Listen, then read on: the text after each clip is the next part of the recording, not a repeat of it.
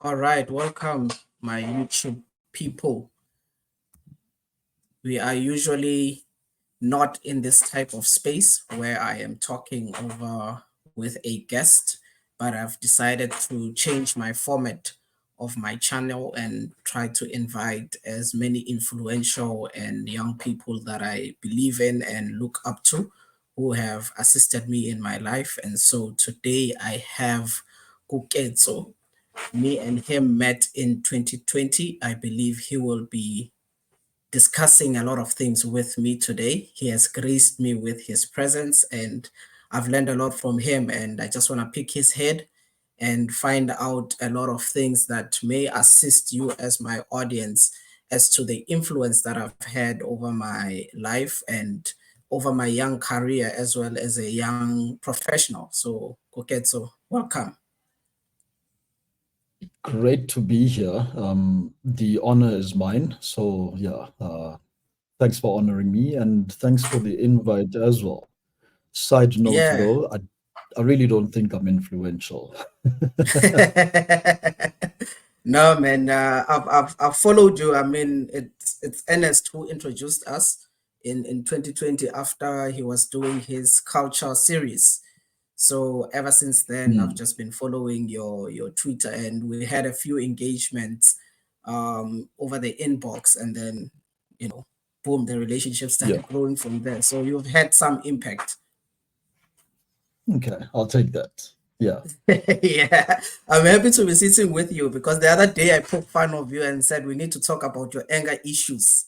And so today we are doing that. Yeah. Yeah, floor's yours. I'll answer everything as truthfully as I can, but yeah. What anger issues? I think the starting place for me is basically what happened between, or rather not even between, but with Petra, because you guys were something that I was always watching and looking up to, with starting a YouTube channel and trying to grow myself in this space. And then all of a sudden, boom, and Petra is nowhere to be found. Hmm. Okay, well, it's a very simple answer. Man, Patreon was always Dumo's podcast, actually, or let me say platform, not necessarily podcast. The podcast was one part of it. Of course, there was a website. At some point, there was a store, social media accounts. But yeah, it was always Dumo's platform. When someone is, let's say, a co-host, that means they're not the host. They are, Yeah. yeah, they are co. The vice president isn't the president. You know what I mean? Uh, Yeah. yeah. So yeah, yeah. It's Dumo's baby. Me and Dumo, we go back a long time. So me being Mhm. on there was me supporting a longtime friend as well, and Okay. contributing in my small way to what I think was a great platform. So yeah, it's not gone completely. It's still there, maybe in a different form, if I can call it that. But yeah, it's Yeah. Dumo's platform, and me being on there was always, me very willing to have some interesting conversations with friends. And of course, all of the various guests. I think one of my favorite guests on Manpatria at the time, probably Douglas Kruger, and Phil Mhm. Craig as well. So, Phil Craig was a guest on Manpatria before the a referendum party was even a party. It was still the Cape Independence Advocacy Movement, I believe it was. Yeah. So we got to chat to Phil Craig before he became social media popular, and he Yeah. explained all the way back then what exactly he was trying to achieve, and I can fully get behind that. He was basically Mhm. saying that what they want is for a vote to decide if there should be a vote. Yes, asking people to vote on if there should be a vote A to vote. Yeah. potentially have a referendum over Cape secession. Yes. Which a lot of people misinterpret. But yeah, that was one of my favorite guests. Of course, Douglas Kruger, awesome author.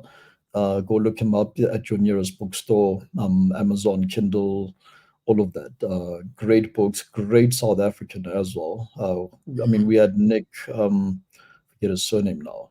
Yeah, but we had Nick Headley as a guest as well, who was Yeah. really one of the biggest voices from the beginning, who was One of the against, heavy hitters, eh?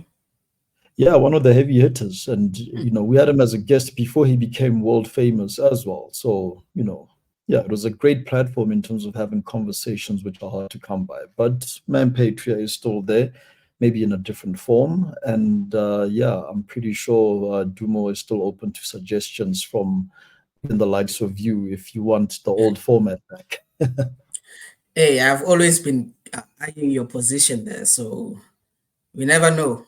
Yeah, yeah, yeah, But yeah, one of the things that I actually wanted us to talk about was your ability, and this comes from your Twitter, your ability to be able to engage in various conversations and various topics on a wide range of issues. And most of the things that you talk about or engage people on is based off of books that you've read. And so basically the question that I have is, how did you arrive at that point where you are able to quote multiple authors in order to engage in various topics that are being discussed out there? yeah. This goes a little bit back to the story of my life. So, December 1998, we move as a family. The Resane family moves to Johannesburg off the back of my father's job requirements. We moved from Maba to Johannesburg. And at that point, I'm still in second grade. I just completed second grade. We moved to Johannesburg, and I effectively Second moved grade from, in 1998. yeah, Damn, you old. I thought I was old. well, no, no, no. I'm younger than I look, I think. If I Yeah. cut this beard off, I'll look even younger. Yeah. Yeah, so Yeah. so we moved from township Mafikeng into suburban Johannesburg, or east of Johannesburg. And here I came. I just finished grade two, and the all my life at that point, all I'd known was Mafikeng, which was my hometown, Lihuruti, or the villages of Lihuruti, which is where both my parents are from. And yeah, that's about it. I think we did a family holiday in Durban around 1995 or so. Still remember those vivid memories. So yeah, we moved to Johannesburg. I didn't know much English back then. I didn't know English, and so 1999 comes around, and I'm starting third grade in a new school in suburban Johannesburg.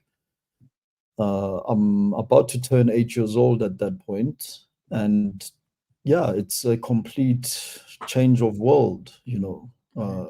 Moving to Joburg wasn't just me starting a new school and everything. It was new everything, Mm, different weather, different a bigger house, a bigger yard. It was mm, quite the life change. So I start school in 1998 at a new school, third grade. I don't know a word of English, and that's where the story begins.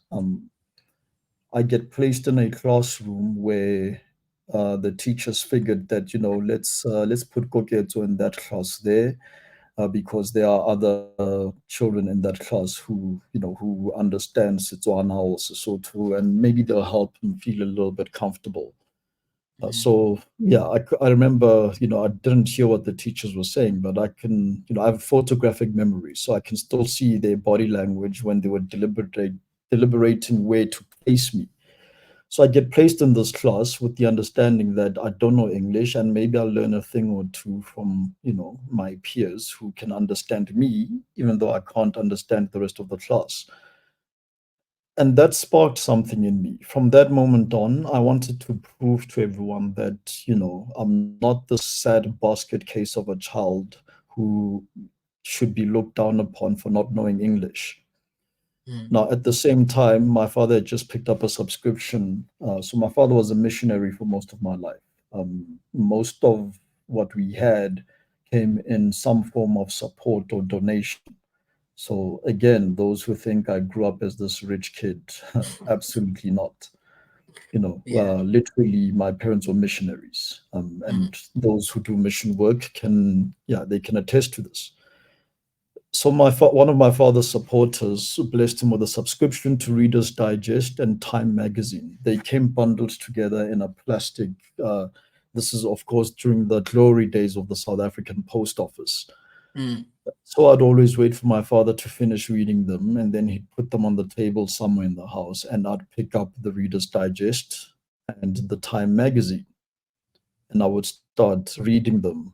And slowly, with everything that was taught to me in school, with all those cartoons I was watching on TV, I'm referring now to, well, not necessarily cartoons. I only loved cartoons later, but shows like Kidio, for example, mm, Dynamite Deep Groove Dudes, those type of shows. Watching Soul City and Soul Buddies, and watching mm, Karabo Moroka and Achi Moroka in Generations, mm, that combined with me reading Reader's Digest, which was far beyond my capacity to understand, and Time Magazine. That's how I learned English, through a hell mm. of a lot of reading on those two magazines. And then we had an encyclopedia set back home as well, one of those old school encyclopedia sets. I think it would be like 24 hardcover books. I don't know if they Mm. call it volumes or not, but I would randomly open the encyclopedia every day after school and start reading random topics, literally at random. So that's how I developed a love for history, if I can put it like that, and just general knowledge. So, for Mhm. those who know, if we're playing the game of 30 seconds, if you are not on my team, you are losing. Losing, definitely. Yeah. So that's how I learned Yeah, English. Yeah, I yeah. read a lot because I was reading to actually learn English, and I was learning English to prove to everyone else that I was not a sad basket case. Of course, in a few years' time, by the time I got to around sixth grade or seventh grade, my vocabulary was already higher than that of my peers. Mm, So yeah, that's how I learned English, and that's how I developed a love for reading. Nowadays, mm. I still read a lot, but I read so often that I forget the name of the book I'm reading. That is crazy. Yeah. Do So you I can think tell. that? Sorry, go ahead. I was saying, do you think that that's what motivated you to end up in the political stance that you take, basically, in the being a conservative? Maybe it did. Yeah, maybe it did, but I think so. So the weird thing with me is, and I remember having this conversation with Dumont Man Patria. So I was never liberal, never Oh, was. Most okay. most conservatives, they kind of start off liberal at some point in their Yeah. lives, and then they see the light. I was never liberal. I Yeah. didn't know I was conservative until you started joining the dots and realizing that there's two types of people, or three types of people in this world. So Mm, yeah, I think I was always conservative. High school me in high school history class used to argue against things like black economic empowerment. RDP housing was another one I used to argue against. This is me in school uniform, by the way, which yeah. didn't exactly make me popular with my peers in high school. So years later, when I say exactly or much of the same things on public platforms like Twitter, or X, formerly known as Twitter, Mm, it's nothing new. I've been saying these things since I was 10, 11, 12 years old. But to a lot of people, they misunderstand it. They assume that here I am, I happen to catch a lucky break in life, and ever since I caught a lucky break by gaining full time employment, I'm now turning on my race by deciding to be pro white and anti black. No, I've been saying mm, much of the same things because maybe through all of the reading, I began to, let's say, generate an understanding that, look, you can actually be almost anything you want to be in this world. In the same manner, I decided that I was going to be better at the lexicon of English than my peers. And I did it. So mm, it's something I lived, and it's something I don't exclusively limit it to just something I can do.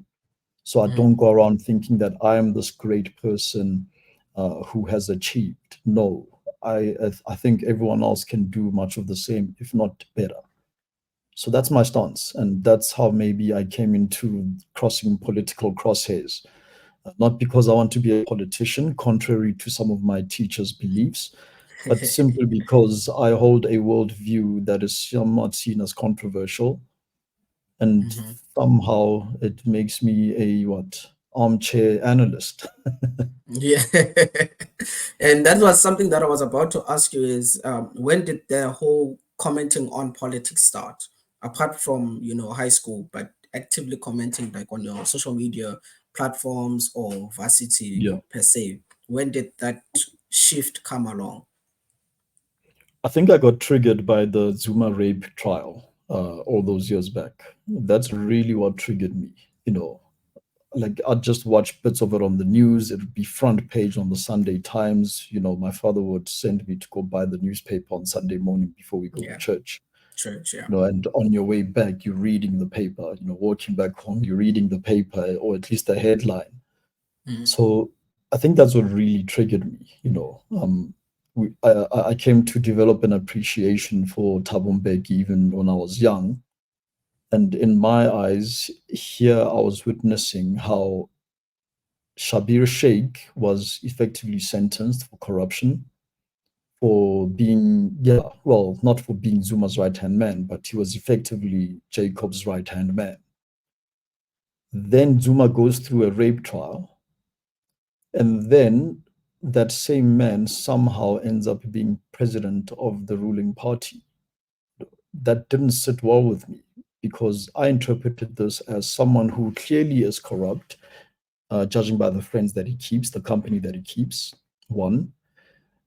And two, that rape trial, I would say, some of the bizarre facts that came out about this was that effectively this is your deceased friend's daughter who you've watched grow up since she was a little girl. When she looks at you, she sees, if not a father figure, an uncle, Mhm. you know, and you took advantage of that over and above the fact that you have literally over a dozen children. So I saw this as a man who can't keep his pants up. And I can't respect that. You know, I genuinely can't respect that. So that's what triggered me. In 2000 and I think it was 2009 when he assumed the presidency. At that point, I'm in varsity now, and I'm watching this man rack up a majority vote in the elections. And now I'm no longer in high school, and I've just made new friends at varsity, and I'm now being exposed to differing opinions beyond that of my high school history classmates. Now I'm seeing how people are actively supporting this man. But back of my mind, I don't respect him because I see him as a man who can't keep his pants up, a man who takes advantage of others around him, and a man whose company who keeps corrupt people inside of his inner circle. Mhm. That's the trigger. But I mean, what we hear is Zuma is the most, or rather the best president that South Africa has ever had. And so it seems as if you have a differing opinion from that.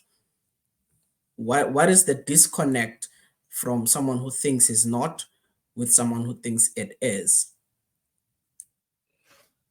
I think we first have to interrogate what is a president.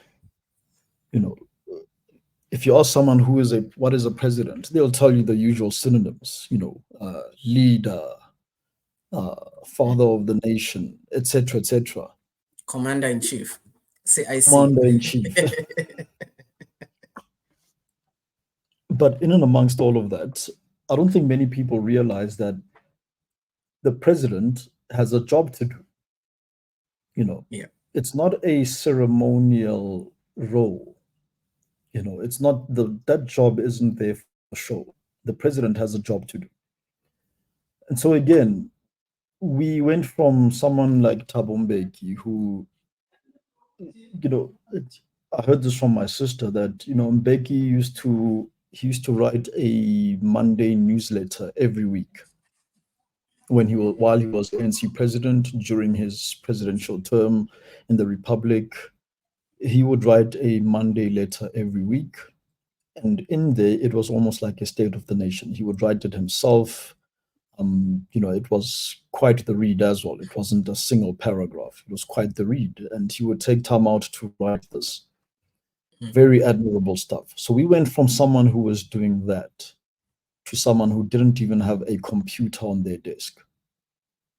And we know this because someone once leaked a photo of Zuma's desk and showed us a side by side photo of that same desk when Mbeki was president. Mbeki had a computer on his desk, Zuma didn't. mm, So for me, when listening to how people describe what a president is, I don't often hear, you know, something that speaks into the fact that a president actually has a job to do. They just see when they see Jacob Zuma, they see a father figure, a charismatic person, someone who is in touch with the people. No one talks about the job that he actually should be doing or is doing. You mm. know, if I ask the same people, what did you think Zuma does when he wakes up, from the time he wakes up till the time he goes to bed? I don't think I'd receive a satisfactory answer. Mm, And so the argument can be made to say, yes, but it's not a one man job. This is why there are ministers. This is why there's a cabinet executive. But even then, who did Jacob appoint in his ministries? The first thing he did, in line with his promise to his cabal at the very least, was increase the size of the cabinet to create new posts so that they could be filled by people he promised he'd make ministers if they in turn made him leader of the ANC and by extension leader of the Republic.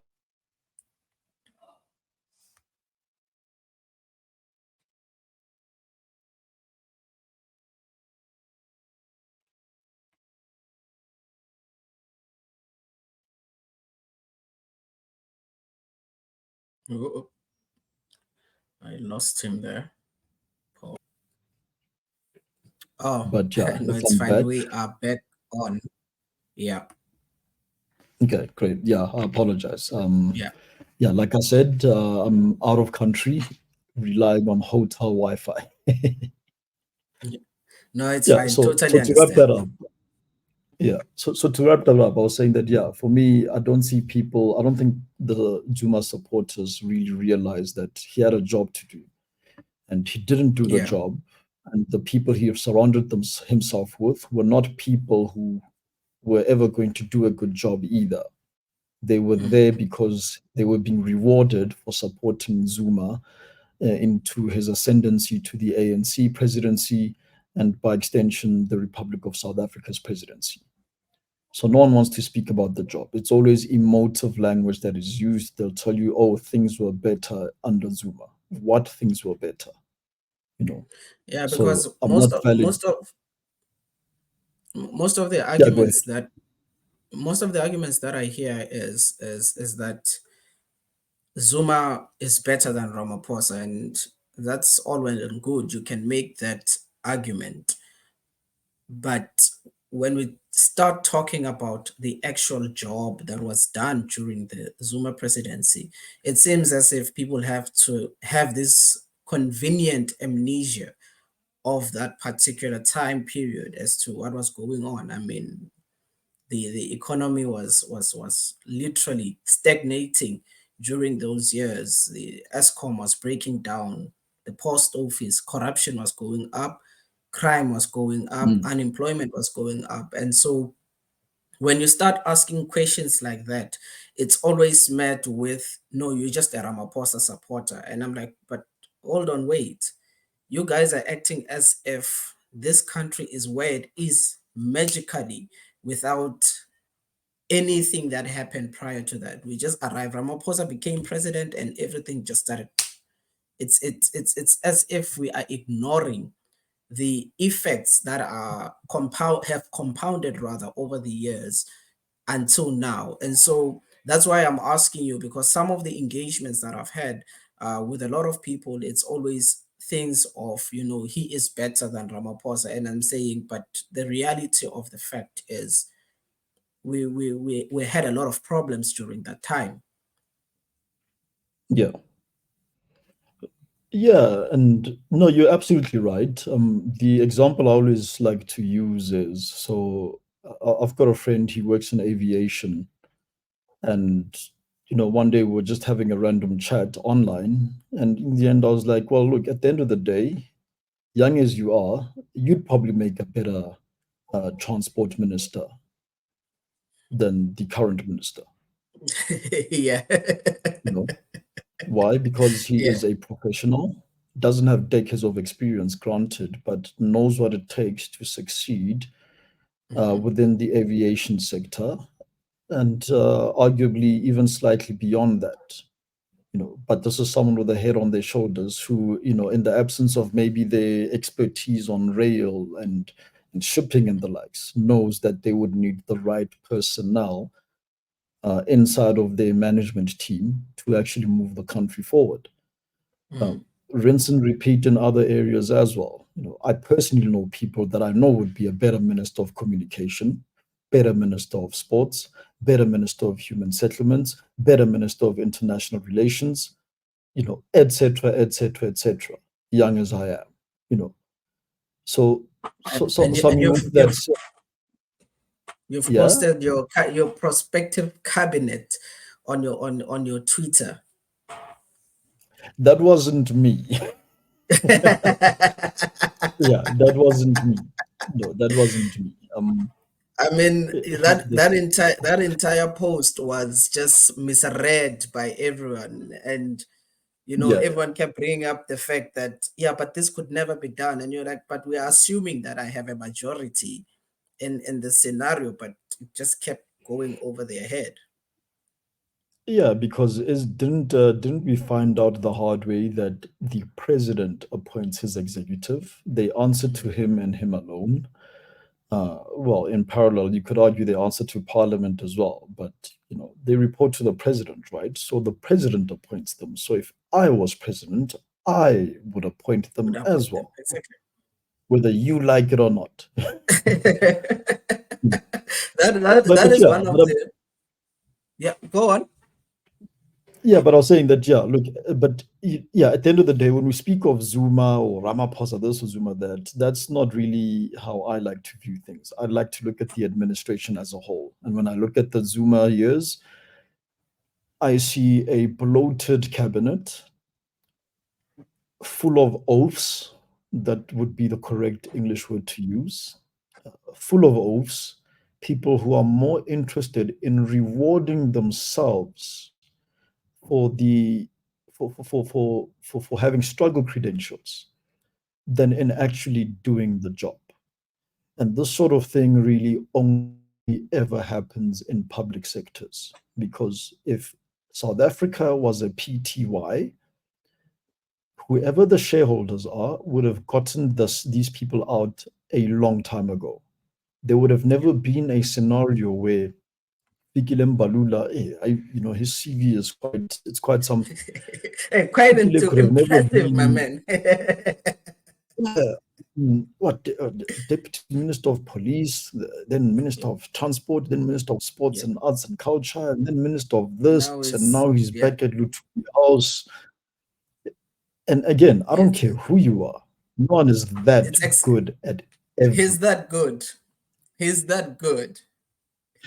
You don't understand. He is that good. Yeah, and the same I applies mean, to Cyril Ramaphosa as well. he's There are that people good. in The other day, Ramaphosa's cabinet who are only there. Sorry, I cut you. Go ahead. I was saying that he's that good that he even threw the previous administration under the bus. That's how good he is. It was like, no, we protected Jacob Zuma. That's how good this man is at all his positions. Yeah, admitting that it was never about what's best for the country. They protected him No, at all costs. Yeah. exactly. But I was about to say, right? There are people right now in Ramaphosa's cabinet who are only there because they helped him out in that CR17 campaign. They helped put him there. And that's why they are cabinet ministers. And after demonstrating their uselessness in the portfolio they were given, they were their own member of parliament who must miraculously become head of a portfolio committee, or they become a minister in the presidency. Till, I mean, again, this is like one of those I used to ask on Manpatria, and no one's ever been able to answer this, by the way. So I'll ask it here on your platform as well. If anyone is able to tell me what a general worker is, please do educate me, because this post only exists in government and municipality departments, right? So, in the same manner that someone should please tell me what a general worker is, I'd like someone to tell me what a minister in the presidency does. Honestly, Mm, I'm being genuine now. Yeah, I'm not being. This is not a rhetorical question. Can someone tell me what the purpose of a minister in the presidency is for? To me, this sounds like jobs or ministerial positions that are given to people just to award them for patronage. mm. And that's why we have such a big bloated cabinet. Yeah, it is why we have such a bloated cabinet. Ramaphosa used to, when he was campaigning for his first term, that's one of the promises he made. He promised to cut down the size of the cabinet to make it more efficient and streamlined. Yeah, I actually thought he might do it, but maybe I was naive. In the end, he did cut it down slightly, but it is still a bloated cabinet, still very and bloated, and and he didn't and get now rid of and now deputy ministers either. we have Minister of Electricity now, so that's also Yeah, now we have Minister of Electricity. Imagine. Does he have an office yet? Does anyone know that? Or is he a full-time remote worker? hey, I think he might be remote worker that one because he's always talking on TV. So there isn't a building somewhere in Pretoria where this is the Ministry of Electricity. Or did they give him a corner office there at Megawatt Park? I don't know. That's one of the crazy things about the decisions that are being made. But speaking on decisions, elections are coming up, 29 May. What is your criteria for, and I don't know any political party that you've publicly endorsed in the sense of you are voting for this particular party, but what are the criterias that you look at for voting for the party that you will be voting for on that particular day? Mm, wow, that's a heavy one. Actually, it's not so heavy. I want I I will be voting for a party that I believe looks at South Africa as a big picture. What is inside of that big picture?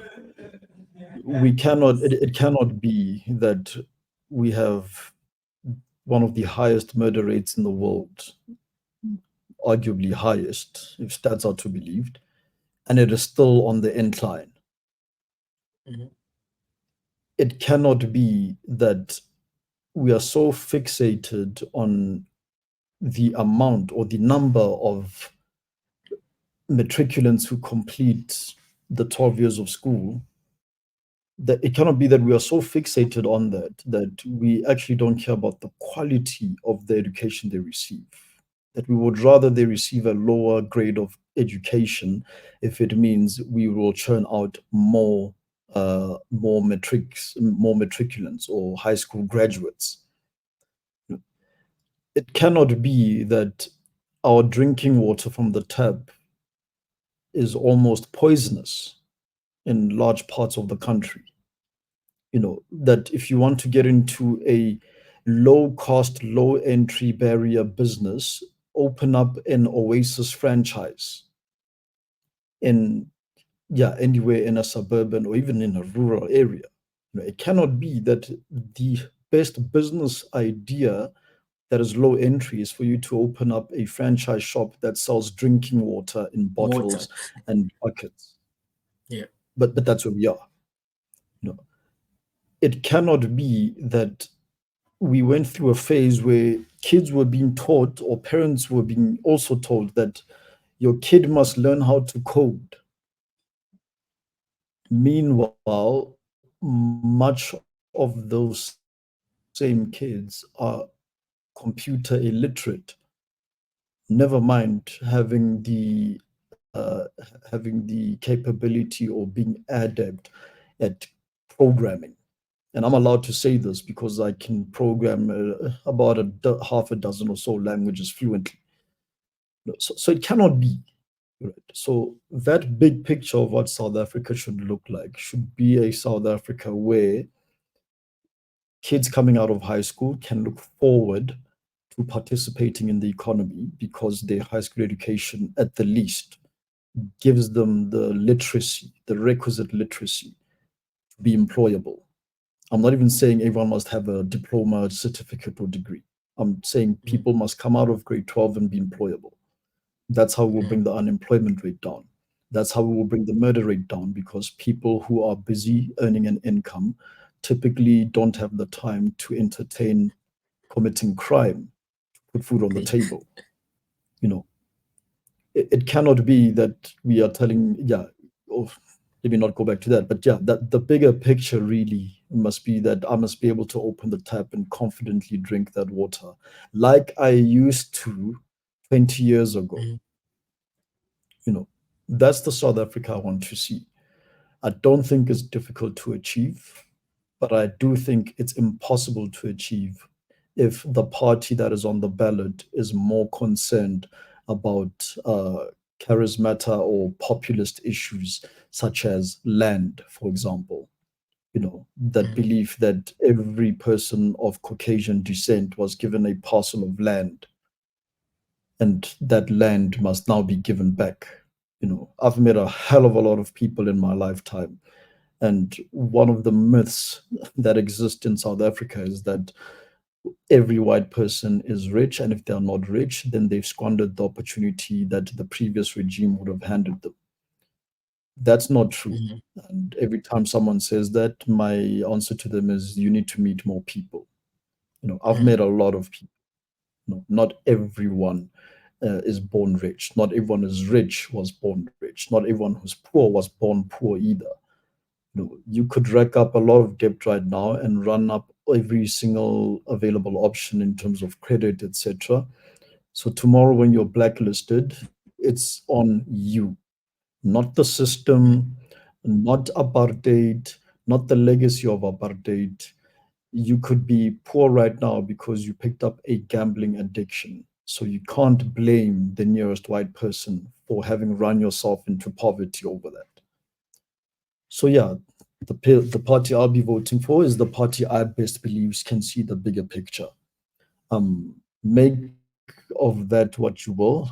I believe that probably only makes about three parties as potential candidates for who's getting my vote. mm. But to answer your question or to introduce a spanner to your question, remember there's three ballots on the on voting day. Yeah. So we can't assume that I'll be voting for the same party three Same times, party a on national, three. Yeah. regional. Yeah. Yeah. So No, never I forget that. get what So if you. someone asks Yeah. me who am I voting for, don't assume I'm voting for one party either. Mm. Yeah, It might not be one party across all ballots, by the way. it probably won't be. But one of the fascinating things, and I see we're running out of time, but one of the fascinating things that I've come across ever since I came out as a conservative, which is one of the brilliant ideas that I could ever come up with in my entire life. Hmm, But no, Twitter is not a nice place to declare yourself a conservative because people just decide to call you all kinds of names. But hmm, one of the interesting things that I've realized stepping into this space is how much lack of self accountability we have, especially in South Africa, yeah, because yeah, it's always someone else's fault. I mean, even with the NHI that has been passed now, when people are opposed to it, it's not the fact that people are saying, "Hey guys, look at what happened during the COVID times and the funds that were misused that were meant for your health care." Forget that we're saying that. No, it's just a matter of middle class hates the poor, the rich hate the poor. It's always, it always boils down to that. It's not a matter of taking personal accountability and say, okay, maybe there are poor people who are out there who just decide, I'm going to be lazy and not do anything. And so when Yeah. people oppose such views or such bills and policies and say, hey, hey, hey, hey, I'm working hard for the convenience of my life, why must I now then be Mm. inconvenienced by some hypothetical poor person who just had it bad all the time in their life? Why must that be the case? And so, you've been called this, and I'm happy that I graduated. We've been called clever belegs and all sides types of names that we've been called. We've been called, Yeah. and but it all boils down to but personal responsibility. At the end of the day, you can't run away from it. And one of the things that I love about, guys who are in the conservative movement, so to speak, is the personal responsibility of everything that they say. The ultimate Mm. standpoint or endpoint is you as the As individual. themselves. Yeah. It's not, we, yes, life is hard. We all agree on that, and it can mess you up. We agree on that. But at the end Yeah. of the day, you also bear some responsibility for the things that are happening in your life, in your community, and in the nation as a whole. You bear the responsibility Mm. for that. But it all starts with you. And so when I look at May 29th, and people say it's better the devil that you know than the one that you don't know. And then after May 29th, people are like, yeah, load shedding is back and ANC is Mm. bad. But you voted for it. You voted for it. No, but I Yeah. didn't vote. By not voting, you voted for it. You accept the status quo if you don't vote. So the ultimate question is, what are you doing to change that? I mean, there's a plethora of political parties, some not ideal, but at the end of the day, go out and say, well, I cast my vote, and hopefully there will be some change. Yeah. Yeah. Well, hopefully. But I mean, yeah. I mean, I like that you mentioned the, let's call it the conservative doctrine. Which, yeah, again, just saying you're conservative online is enough to attract all sorts of heat, But Yeah, that's where the I anger always issue comes from. oh, okay. Look, for me, I honestly believe that the default factory setting is conservatism, Mhm, because in the conservative doctrine, at least, uncodified as it is, uh, man must leave home, man must find a wife, man must start a family, man must work hard for the family, provide shelter, provide security, and go all the way up the Maslow's hierarchy, all the way through to self-actualization, meaning support the dreams of your children, support the dreams of your wife, build a mhm, better life for them, you know, mhm, at your cost, So if your family is not prospering, that's on you. If you're not, let's say, if you're unable to build the kind of wealth that would give you a comfortable life, that's on you. You do something about it. Don't look at the next person, you know, it's on you. So mhm, that's what it comes down to. And people hate the idea of having to take that personal accountability.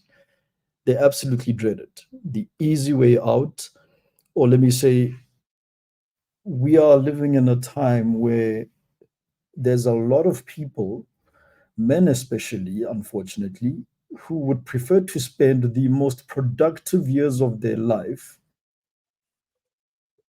shouting to whoever who will listen about problems, never coming down to actually devise or think up of solutions. That's how they're spending the most productive years of their lives. And then you get you and me, who are also in the most productive years of our lives, and we slowly building something here. And as you start to realize elements of success, that which you are building starts to take shape. And as it takes shape, and at some point, anyone can see it taking shape. I'll give a funny but basic example. Neither of us has a pusa face, for example. Yeah. you know, so because based on that, people can see that okay, these guys are, they're onto something. And instead of seeing that as or taking encouragement from it, you have others who are spending those productive years of their lives shouting at the world about all the problems, and then calling those who are building something privileged. And privilege meaning by extension, you are condemning the poor to eternal poverty. You are unaware of the real issues. You are a beneficiary of the system. No, I'm not. you know, Mm. I'm in my own little corner there, trying to build something. You know, one of my life goals is I want to be a good dad. For me to be a good dad, in my interpretation, means I must be a good husband. For me to be a good husband, I must be a good boyfriend. For me to be a good boyfriend, at the very least, need to be a good man. You know, so one follows the other, follows the other, follows the other. So that's what I'm working on. And for Mm. me to be a good man, I must a not be financially dependent on my parents. I must not be an alcoholic. I must not be a victim of substance abuse. I must not be drowning in debt. I need to have a driver's license and to be gainfully employed. And to be gainfully employed, I need to have a set of skills that someone out there finds valuable enough to employ me in a gainful manner. All of these things connect. And that's the conservative discipline, to Mm. say, focus on that so that ultimately you can be a good stewardship for your family, and beyond your family, be good for your community, and beyond your community, be good for your country. That's what it comes down to. Not spending your waking hours faffing about who's oppressing who, or never mind that, but not spending your waking hours concerning yourself with which celebrity is dating which celebrity, and worrying about if yeah, worrying about vanity projects such as how do I look, for instance. Mm. Those are all complete wastes of time and they build nothing.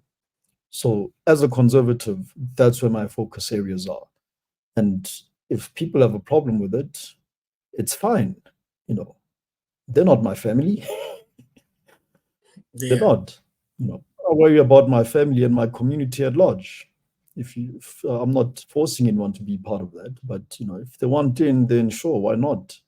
But if they don't want in, then I'm not going to stop because someone else finds it disgusting, despicable, selfish, etc., etc. You know, it's me taking Mm. accountability and responsibility for myself, and in time, my family. Yeah. Simple as that. And I feel that's what was lacking because unlike you, I did not have a similar path. I used to be a liberal, then, as you put it, saw the light.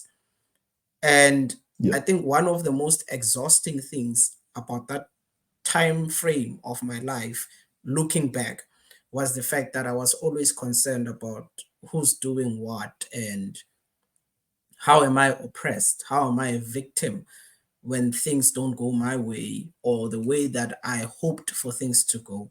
It was always, no, it's the system that is corrupt. It's the system that is against me.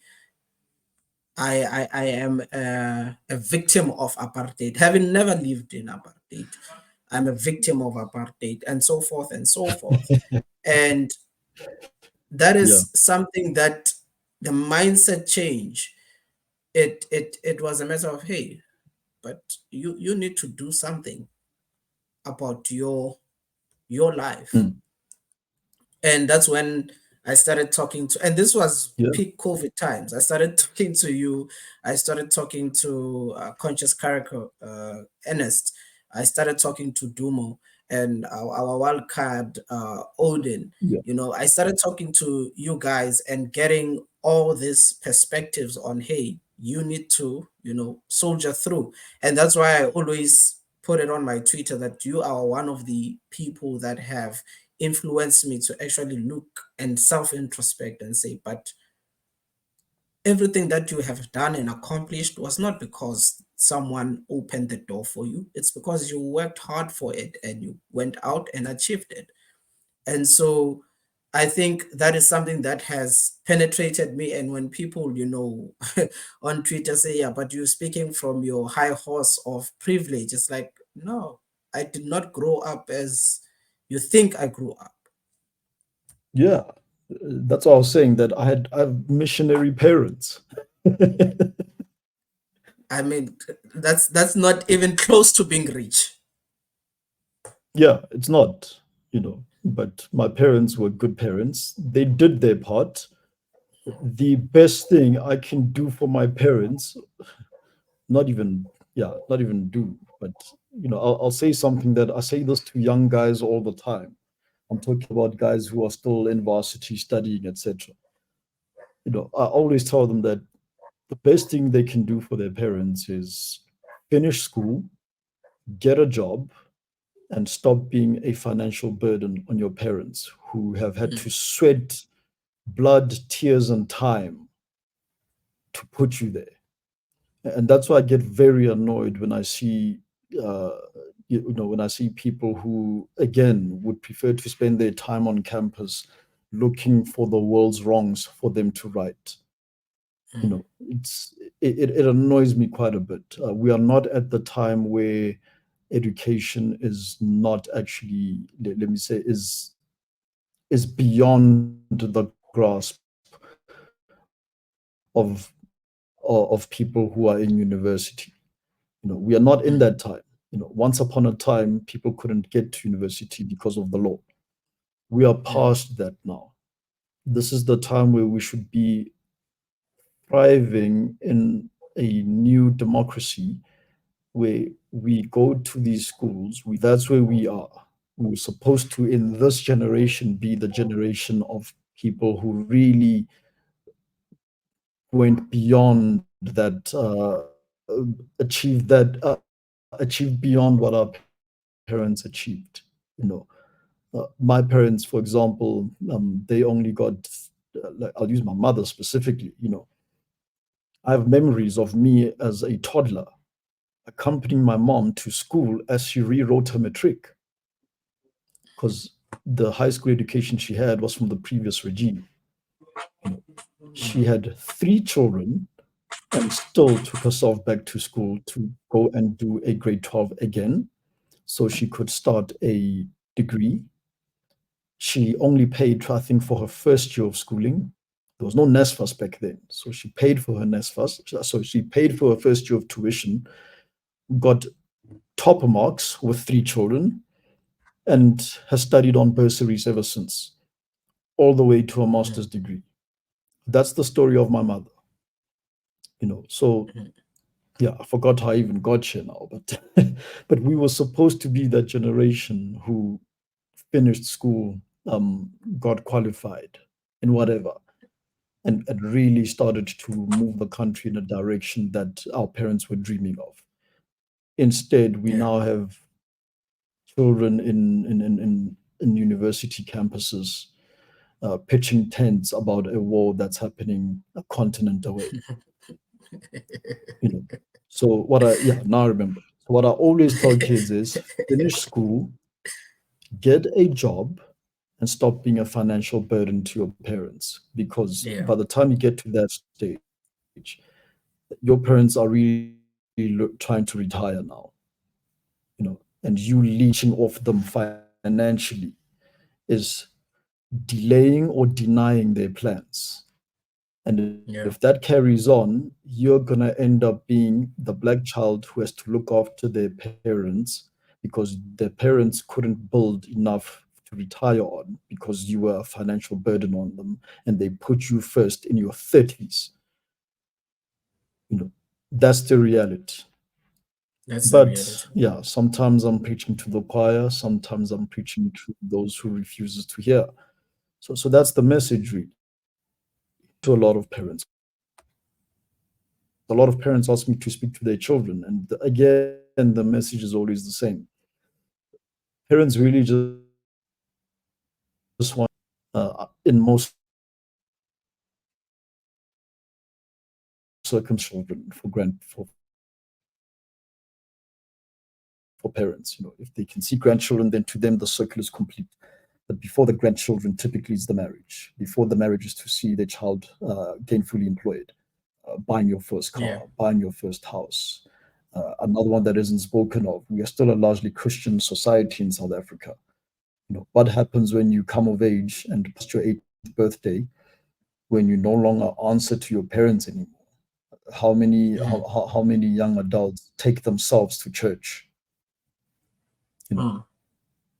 so to parents, them having done a good job is when they see the child taking themselves to church.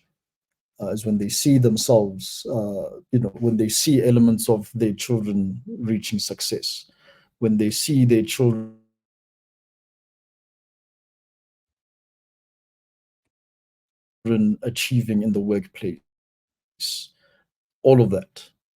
That's what you want your parents to go through. Said enough. No, I see the time now. We've went past the initial agreement. Um, to end off our discussion, I'm just gonna give you few rapid fire questions, general mostly. I hope Okay, you are ready for them. What's your favorite time of the day? I'll answer rapidly. My favorite time of the day is just after I wake up, usually around 5:30 a.m. Okay. What's your ideal perfect date? I know you have a madam in your life. Well, my perfect date starts at breakfast and ends at dinner. Yeah, So it's so all food. no, it starts at breakfast, pancakes with cappuccino, hazelnut with cream. Uh, Goes well into the day, be it a movie or some sort of activity. Gets to the point where you're getting tired and you wrap that off with food. And then once the food is done, you can end it right there. Interesting. So yeah, food. You're a car guy, BMW, Mercedes, or Audi? Really? Rapid questions. Yeah. The only cars that matter are cars that come from Munich. So What are BMW it you is. what are you currently reading? Right now, I'm actually reading Kantan Pilay's book. I'm late on it. I hope he doesn't give me stick for this because he gave me the book personally. So yeah, it's called How to Fix South Africa. Yeah, it's a short read, but yeah, I started reading it, then I stopped, and then I started reading it again. So I'm about to finish it in the next 48 hours. And last but not least, what is your guilty pleasure? My guilty pleasure. I've got two. So the first one is I'm a firm believer in ice cream. Yeah, Okay. specifically the Rolo ice cream, the Rolo flavored ice cream, failing that blueberry cheesecake. And then the second one is, yeah, I'm a coffee lover. So yeah, and I'm in Kenya right now, so I'm definitely going home with some Kenyan coffee. You were brewing your coffee before we went on. You were brewing your own coffee. Yes, I was. Yeah, and I need to do it again shortly. No, Koketso, thank you for being my first guest ever. I hope you enjoyed. I enjoyed your presence. You were so informative, and I hope my audience will also feel the same. Just the usual things. You can plug yourself, what you're doing, and what you're up to.